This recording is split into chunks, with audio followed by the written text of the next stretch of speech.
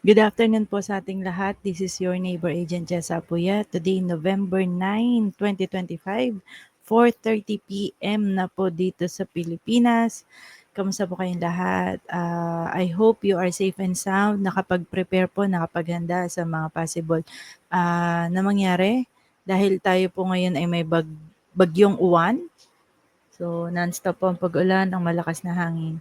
So, mag-ingat po tayong lahat. Okay. At samahan niyo po ako today kung kayo naman ay safe and sound at naghihintay ng update 'no or habang nag-aabang sa magiging, result nitong or anong mangyayari mamaya. Alright, puwede niyong panoorin ang recorded video na ito at pag-uusapan po natin dito ang tungkol sa expanded 4PH program ng Pag-ibig. So matunog na rin ito sa ating lahat dahil nga sa ang Pag-ibig ay naisolusyonan ang problema natin with regards to housing, 'no? Ang problem housing natin or housing backlog ay almost 6 million wherein kung saan ang mga tao ay may kapasidad naman na kumuha pero hindi kumukuha dahil para sa kanila ay mataas pa rin ito. Dahil majority naman sa atin ay either minimum wage earner or below pa, 'no? Lalo yung mga provincial rate, so hirap sila kahit gustong-gusto na nila. Ngayon, ang Expanded for PH program, ito po ay matagal na para sa kaalaman ng lahat. Ito pong for PH ay existing na. However, before po kasi ito ay ka-tie up ng SHAFC, ng NHA, ng LGU. At sila po ang pumipili ng mga qualified lamang na mag-avail ng pabahay na ito.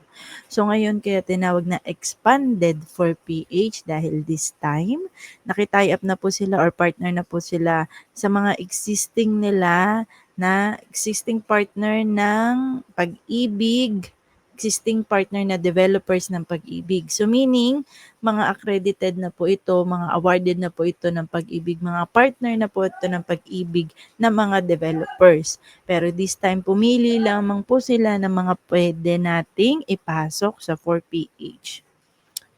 Additional information, kapag ang total contract price ng isang bahay ay 850,000 pababa, yan po ang pwede natin ipasok sa 4PH program. Pero kung more than 850,000 pataas, yan po ay regular Pag-ibig housing loan. Okay. So, dalawang paraan po para mag-avail ng 4PH. Ang una ay kayo po ang direct na mag-a-apply sa Pag-ibig website. Punta lang po sa pagibigfund.gov.ph at hanapin lang po sa home loans ang expanded 4PH program at dito po tayo mapupunta. Okay, so andyan po lahat. I-research nyo po, basahin po natin paano ma-qualify, ang qualifications, ano ang requirements kung kayo po ay locally employed, self-employed with business, or overseas Filipino workers. Lahat po ng details ay nandyan. Pwede po kayong i-click ang magpalista at pumili ng socialized housing unit dun sa NCR Luzon at Visayas at doon po kayo magpapalista. Yan po ang isang paraan at ang pangalawa naman po ay developer assisted. Kagaya po namin may mga ahente po kayo o salesperson na mag-a-assist, makakausap almost 24/7 at mag-i-inquire with regards to your Pag-ibig housing loan. Iga-guide po namin kayo sa proseso mula sa pag-reserve, sa proseso hanggang sa ma-turnover po kayo sa inyong mga bahay. Ang difference kasi kapag kayo ay direct sa Pag-ibig nag-apply, so kagaya lang din ng mga bidding. Sarili po nyo ito. Okay?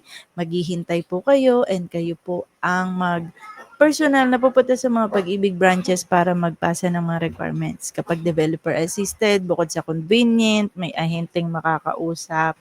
Ang requirements po ay ipapasa nyo lang sa mga offices ng mga developer. And then from the developer po ay ipapasa sa Pag-ibig. So by batch po na i-compile, pagsamasamahin ang mga requirements ng buyers natin at si developer na po ang magpapasa ng requirements nyo kay Pag-ibig. Okay? So, mas convenient naman po ito sa mga buyer natin. So halimbawa po 'no, so right now ipapanood ko po sa inyo yung actual house turnover na accredited ng 4PH program. So, just an FYI sa ngayon,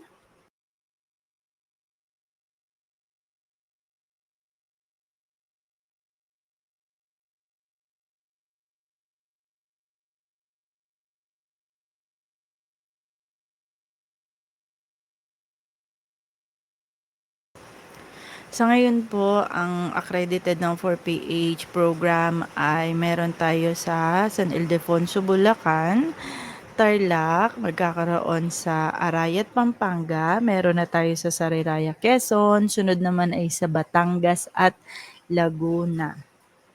So, okay, hold on lang ha. Panoorin natin sabay-sabay yung actual turnover unit. Makikita niyo po ito sa aking personal FB page, personal FB account, Just Apoya Your Neighbor Agent, at sa ating FB page, Future Bahay Tips.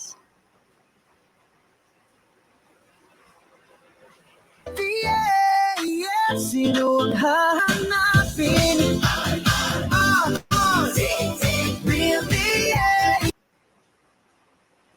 Sino ang tatawagin? Real DA. Sino ang hahanapin? Real DA. Kapartner mo sa pag-abot ng pangarap mo, magkabahay. Sa bawat hakbang, laging handang tumulong, laging handang umalalay. Serbisyong tunay sa bawat proseso, detalyeng kailangan mo. Masahan laging nandito ang kapartner mo. Sino ang tatawagin? Real PA. Sino ang tatawagin? Real PA. Sino ang hahanapin? Real PA. Kapartner mo sa pag-abot ng pangarap mo, magkabahay. Sa bawat hakbang, laging handang tumulong, laging handang umalalay. Serbisyong tunay sa bawat proseso, detalyeng kailangan mo. Masahan laging nandito ang kapartner mo. Sino ang tatawagin? Real PA. Sino ang tatawagin? Real PA. Sino ang hahanapin? Kapartner mo sa pag-abot ng pangarap.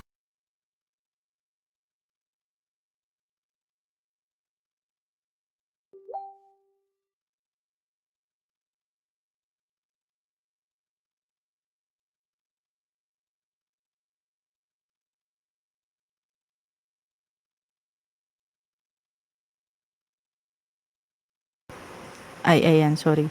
So, ayan naman ang aking FB page, Future Bahay Tips by Jessa and Gilbert. Or any RRCT Realty agents po ay pwede nyong inquiran, tanungan kung meron kayong mga particular na location lang, no, na hinahanap. So, for today, ang pag-uusapan natin ay yung 4PH. So, naka-live din tayo sa ating FB page. And then recorded tayo dito sa StreamYard. Okay. So, next is, halimbawa, no, kung desidido na po tayong pumili, so sa mga nabanggit ko na locations, San Ildefonso, Bulacan, Capas, Tarlac, meron tayo sa Reraya, Quezon, and then Arayat, Pampanga, and then Lipa, Batangas. So, isi-share ko sa inyo yung mga requirements kapag mag-a-avail na kayo o magre-reserve tayo. So, kahit initial requirements ay pwede na para lang mai-reserve ang unit.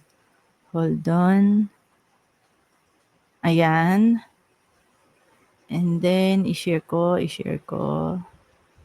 Share. Pwede nyo screenshot to. Ito yung mga requirements. Okay, ayan. Alright. And then, I'll just check kung pareho tayo na nakikita. Okay. Nice. So, ayan po yung mga initial requirements kapag mag-a-avail na po tayo ng 4PH kung nakapili na po kayo, no? So, para sa mga locally employed, ayan po, proof of income, 1 month updated payslip or Certificate of Employment and Compensation. So, proof of billing, electric, water, mobile, barangay certificate, not necessarily po nakapangalan sa inyo. Ang mahalaga po ay dun po tayo nakatira. Okay? And then, 2 valid IDs like company ID, government ID, kung ano mang mga IDs meron kayo. And of course, the PSA. Kapag OFW, same lang naman, proof of billing sa Pilipinas, valid IDs, PSA. And then, of course, the very important, job contract with English translation, clear copy, and complete. In the event na wala pang job contract expired o hindi pa nai-issuean dahil naka-vacation, submit mo tayo ng COEC with work permit or residence ID, payslip, salary certificate, and pati yung expired contract natin, pwede nating ipasa as requirement. Okay po. And then, kapag business or buyers with business, self-employed, ang pinakamahalaga po ay ang proof of income, which is the ITR, BIR Form 1701 and bank statement. Okay po. So, same proof of billing, talong valid IDs and PSA. Hindi naman po kailangan na nakapangalan sa inyong proof of billing. Mahalaga po ay doon kayo nakatira. Okay, so tuloy po tayo. Now, kung kaya po na i-prepare itong mga to, let's go ahead and mag-reserve tayo. Now, I will share to you kung ano ang mga price list ng mga housing project natin kagaya ng sa Araw Town na located sa Barangay Kalawitan, San Ildefonso, Bulacan. So, inuulit ko lang itong recorded na to kasi yung sa YouTube live natin, hindi ko naayos yung settings. So, medyo maraming crispy sounds, no? Okay, so ito siya. So again, ang project ay located sa Barangay Kalawitan, San Ildefonso, Bulacan na under ng 4PH. Araw Town ang pangalan. Okay. So mga inner unit, ang under ng 4PH, pero kapag end at corner, regular pag-ibig, housing loan po, regular pricing. So tingnan nyo to sa M at N, wala siyang 4PH, no? Kasi regular price. Dahil ang loanable amount ay nasa 1.1. Kung 850,000 pababa, ayun po ang pwede sa 4PH. So for now, ang Araw Town ay sold out. So maghintay po tayo ng mga open, block, and lot. Mainam po na yung pinakita ko sa inyo mga 4 initial requirements ay i-ready na natin para kapag may opening na ay pwede na tayong mag-reserve online.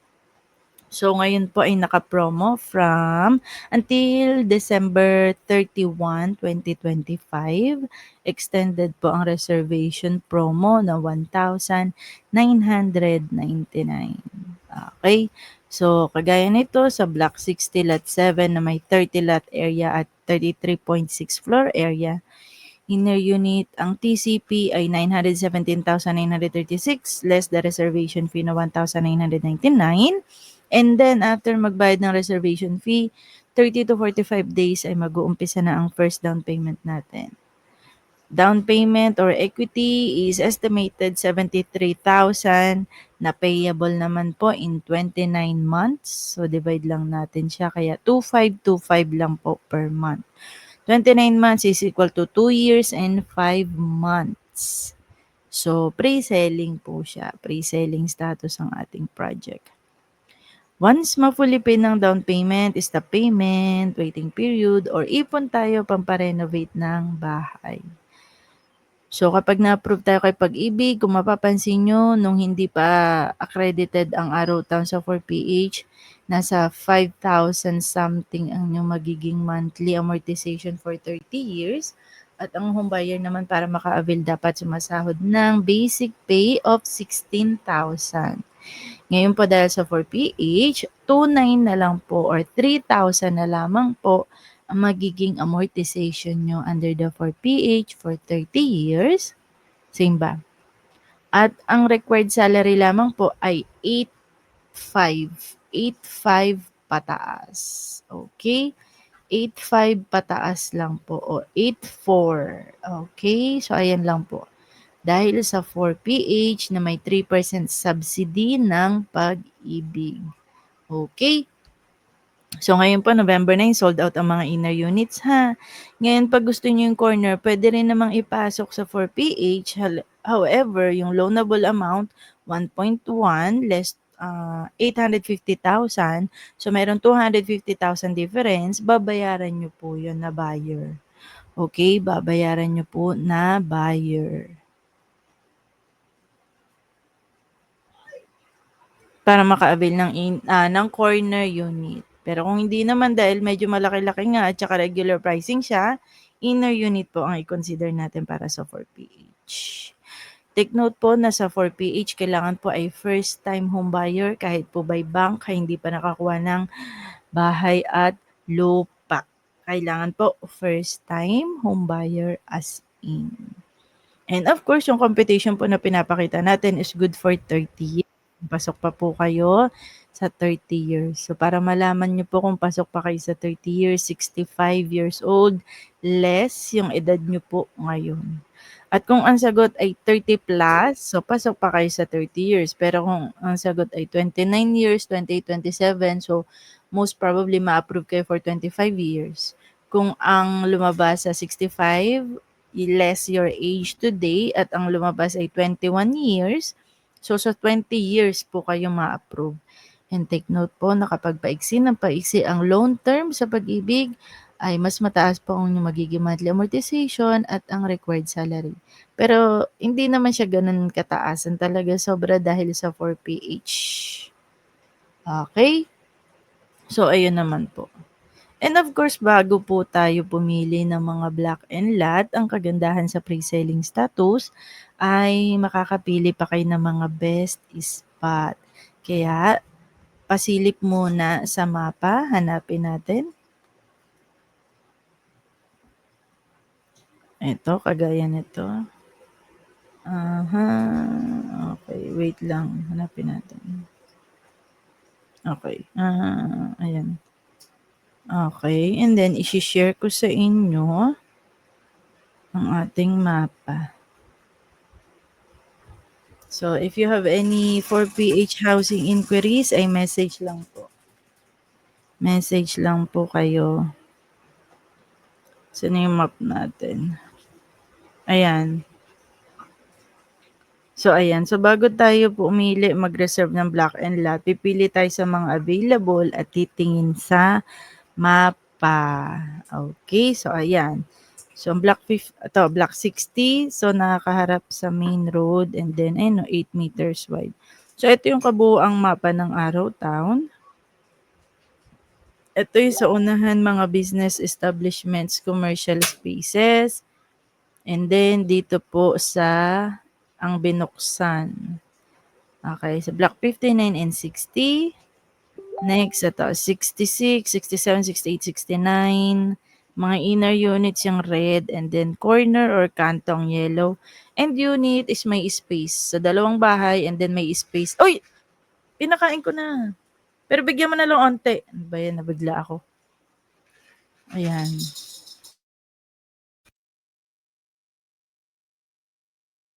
And then, so ayan. So, ito nakaharap sa basketball court, playground, and open space ang 66. So, kami ay nakakuha sa block 66, lot 46. Ayan, oh, bandang gitna. 10 meters wide. So, main road. Kahit magpark tayo sa harapan, okay lang. Okay, so ano pa? Ayan. So, yung yellow kanto, no? Corner. And then, end unit, may space sa pagitan. Okay? So, ayan. Ito available. Ito maganda. Multi-purpose or clubhouse, basketball court and playground, open space. Ayan. Maganda rin to. Pero wala nang inner units. Puro end and corner na lang. Which is hindi siya kasama sa 4PH. Regular pag-ibig pricing. So, ayan din yung ibang mapa. Okay? And then, ayan pa. Bandang dulo na. So, from here, lakad, lakad, lakad. And then, ayan na. So, ayan po ha. Sinishare ko sa inyo. Okay. Next naman, halimbawa lang 'no, halimbawa, patingin nga, ayan. So ito puwede niyo 'tong maging reference, this is estimation lang na kung sakaling hindi na kayo pasok sa 30 years term 'no, due to age puwedeng 40 years na tayo ngayon and then ang maa-approve na lang sa'tin ay how much. Ayan.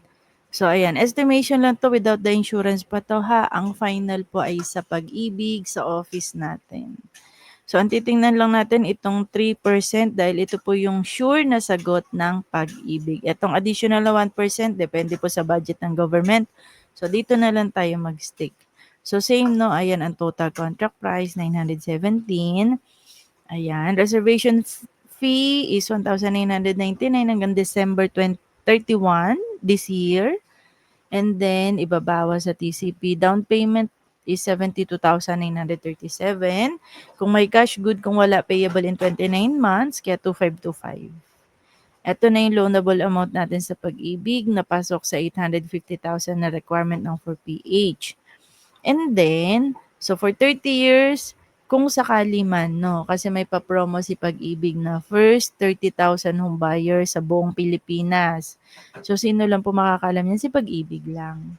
By the time na ma-approve po tayo sa Pag-ibig at tayo po ay nakasama sa pa-promo ni Pag-ibig na first 30,000 home buyers na kung saan ay fix na 10 years yung price ng bahay mo. So for example, no, itong 2,929, kung 2,929 man siya, dahil nga meron pang budget ang government aside sa 3% ng subsidy.